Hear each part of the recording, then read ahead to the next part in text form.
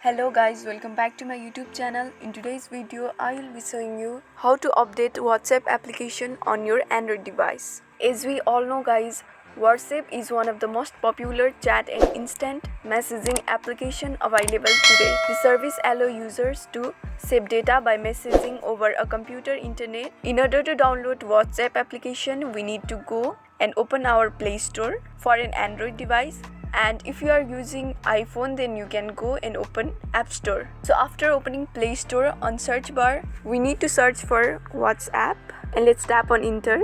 And after opening WhatsApp application, in place of open, if you haven't updated your application, you will see an option named update. Here I have already updated my application, so it's only showing open. So by tapping there, you can simply update your WhatsApp application and then you are ready to use that. I hope you guys find this video helpful and also you find this video informative. Don't forget to hit the like button, and also if you are not subscribed to our channel yet, go ahead and press the subscribe button and also turn on the notification bell for the latest upcoming videos like this. Thank you so much guys for watching.